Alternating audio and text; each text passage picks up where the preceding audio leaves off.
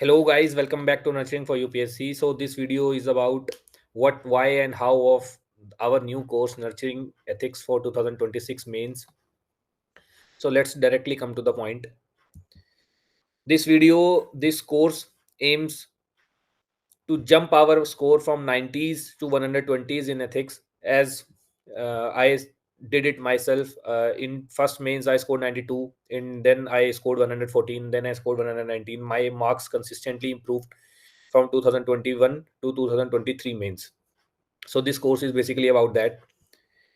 And about the timings of the course, we have decided to do the course in for 2 months, December and January. And why did we choose this 2 months particularly? Because as per our experiences, this is the buffer zone time where we will prepare for the mains, and after January we'll transition towards prelims. Why it matters more to prepare mains right now rather than prelims? Because since we have a limited time, na, we all have a limited time.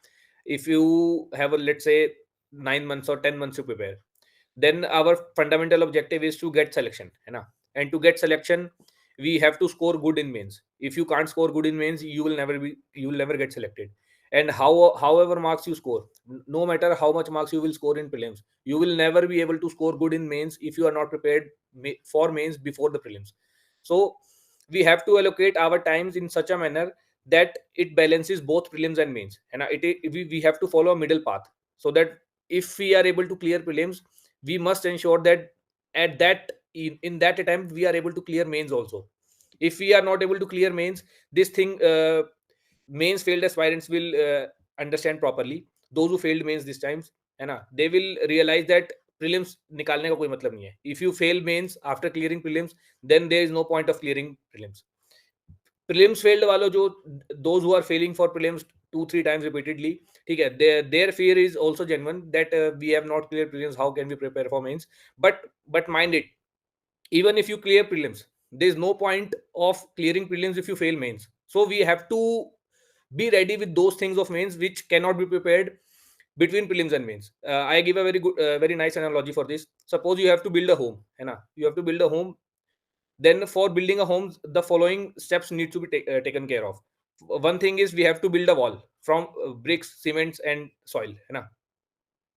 After building a wall, then there is a role of doing the plaster on the wall.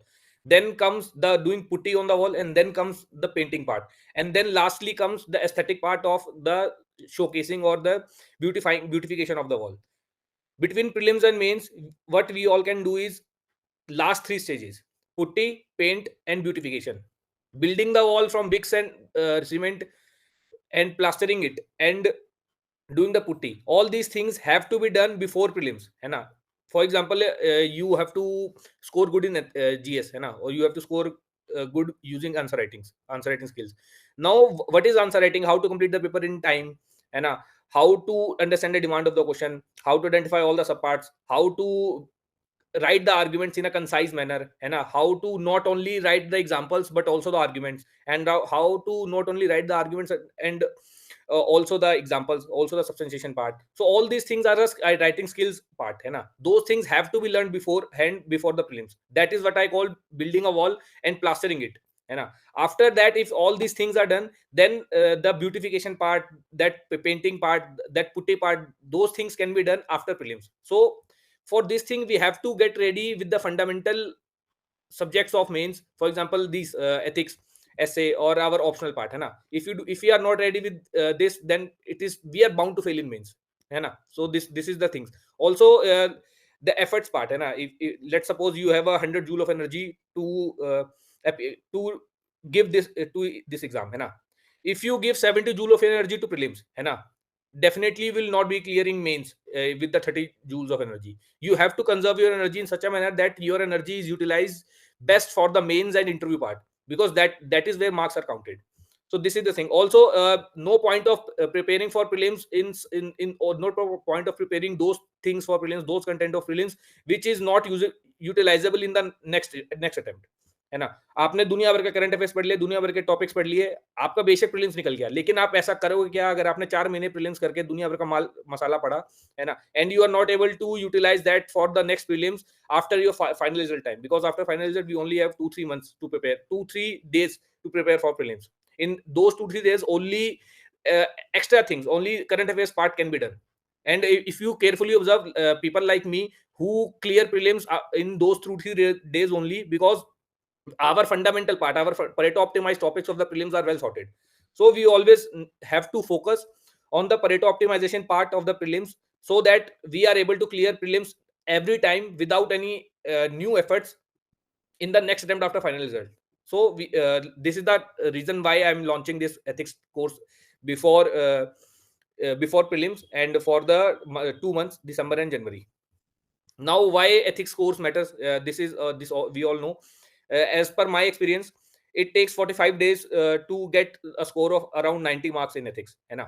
So but if you have not prepared ethics at all, then it will take at least 30 days to prepare ethics, and you will get only 90 score if you do it in between the prelims and mains. But if you do it before prelims na, then this fundamental part can be done before, है ना? And those extra 20-25 days which you need to give to jump your score from 90s to 120s, that effort can be given either between prelims and mains, or if you have already done the basics of ethics, then you can do this part in these 2 months. If you do this now, then believe me, between prelims and mains you will not be you will not get worried about ethics to prepare. So that's why it takes very less time to jump from 90s to 120s, and it is a very significant jump of 30 marks. Those who miss the list by 1 or 2 marks, they can realize the pain. Then I have launched the course, and what I will tell in the you in the course, that what made me jump from 92 to 119 marks, you know, as I told you. Also, how GS4 paper is different from GS1 to 3 paper. How differently we have to write in ethics paper, and how different we write in GS paper 1 to 3. Also, why people are stuck in the marks range of around 80 to 90, 85, 90. Why is it so? Why are they getting same marks again and again despite so many efforts? So why poor marks have awarded to them? Now let's come to the course part, how the course will proceed. The first session will be on the essence and consequence of ethics, है ना? Then the second session is determinants. First session means that first we will understand what is actually ethics, है ना? After understanding ethics, we will realize why do we need to follow ethics, why morality matters. Because once you are clear with this now, you will be able to answer all the case studies, all the parts where you are forced to do the unethical acts, है ना? If you are clear with this, why morality actually matters, है ना? So you will be able to convincingly argue against the unethical acts, है ना? Also, then we'll in this part we'll also study, if we are convinced कि why morality matters, if we understand why ethics is important, then why don't we act ethical? What are the problems, what are the challenges in acting ethical, है ना? So we will study this. So all these things will cover in the lecture 1. This will act as a foundation of all the arguments which you will be using again and again in the case studies and in the section A. Then it comes the determinants of ethics. Determinants of ethics means that what actually determines what is the what is the right action, what is the wrong action. For example, there was a case study of a landslide where the doctor was where the DM was a doctor himself, and blood transfusion needs to be done in the landslide case. So in that case, whether we should transfuse the blood or not, objectively as per the doctor rules, it was not allowed, but on the empathy grounds it should be done. So these are the two determinants of the right action. One is the objective rule of doctor rules of doctor, uh, that we should not transfuse the blood. Second is the empathy part, compassion part, we should do it. So likewise there are other determinants of the ethics, deontology theory, teleology theory, consequentialism, virtue ethics, है ना? Or this compassion ethics. All these are the things which actually determines what is the right action. So we will study this in the second lecture. After that we'll study the ideas which actually give us the hope or give us the dimension of thinking that what actually is the right path. These are the determinants, these are the factors which determine what is to be done, or what is wrong and what is right. But then we will study particularly the thinkers or their ideas, which will help us justify our decisions in the case studies. For example, we have to take the decision. Sometimes we have to say that we will take this decision and not this decision. So for to justify those decisions, we have to take refuge of philosophers, thinkers, and determinants of ethics, that on the basis of these arguments, on the basis of this logic, we are pursuing this path. I say this in the form that, for example, Supreme Court passes a judgment on live-in relationship or on the Sabrimala case. You will not see the judgment. What judgment did they pass? You will see the logic behind that. What logic they are giving. So that is called the justification part. We are awarded good marks if we write the good justification. So these first three lectures will act as your foundational pillars of justification arguments, which we will be using again and again in case studies. Then we will study the how the values are inculcating the socialization of values part. Then we will study specifically human values part, because separately human values are being asked in the section A of the paper. Then public service values. Then we'll have a short test on all these topics. Where we'll have a war session. War session means I'll give you the test based on the PYQs or PYQ derived questions. Then we'll have a war session. War session means writing and active recall session. Here we After you appear for the test, I'll come to the discussion part, and we will discuss in the active recall mode. First you will give me the suggestion what needs to be written in the question. Then I will tell you what course correction needs to be done with respect to demand of the question, subpart of the question, arguments of the question, and substantiation of the content. Then the three lectures are on the probity in governance, this corruption part. What are the challenges with the work ethics? What are the problems with the ethics in Indian administration? The challenge of quality of service delivery, challenge of corruption, challenge of work culture, toxic work culture. All these things will come here. Then these are the two topics. One question come every year out of these topics: ethics in international relations, ethics in corporate governance. Then again, based on these five topics, we'll have a war session. We'll have a test and war session. Then we'll do the psychological topics: attitude, persuasion, social influence, intelligence, so emotion intelligence. Then again we'll have a war session. I'll give you the test, then we'll have a war session.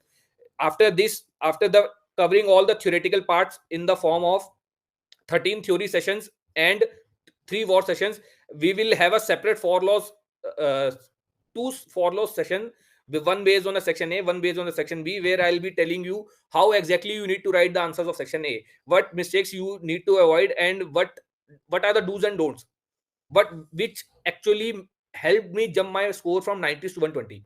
Then similarly with the case studies, how exactly you need to write the case study. Do you need to draw those stakeholder diagram in the introduction or not? How to conclude your case study, how to introduce a case study, how to justify your decisions you have taken in the case study. Justification will be done using the first 3 lectures, है ना? Then we will have a 2 FLT papers which you can come, which will act as which will be evaluated by us. The evaluation of these 2 FLTs will be done in the for loss format, where we come and check your paper live, one to one, face to face.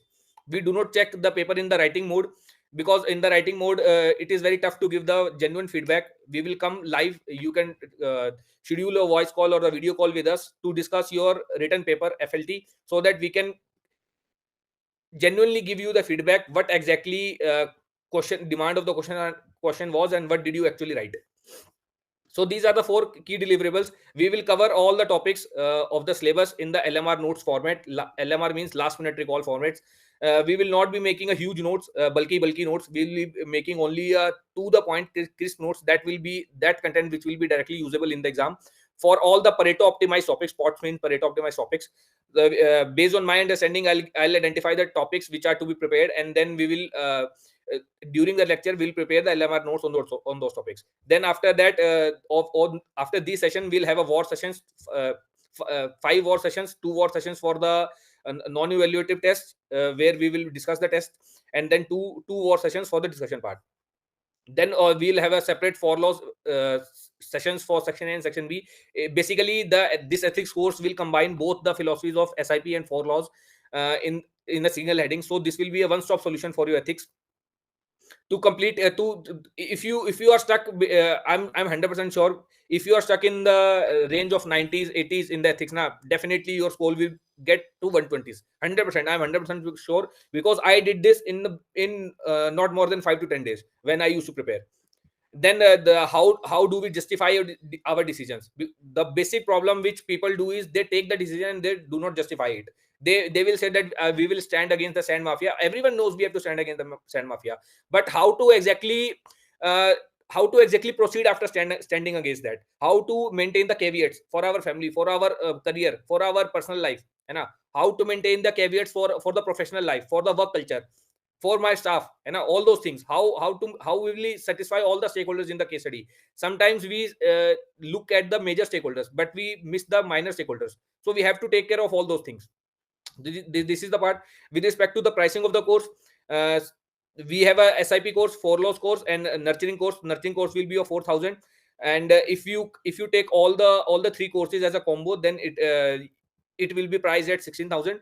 And there will be as just like we did it last year, we will be having a incentive based coupon codes. 10% early discount is valid for all the first 20 enrollments.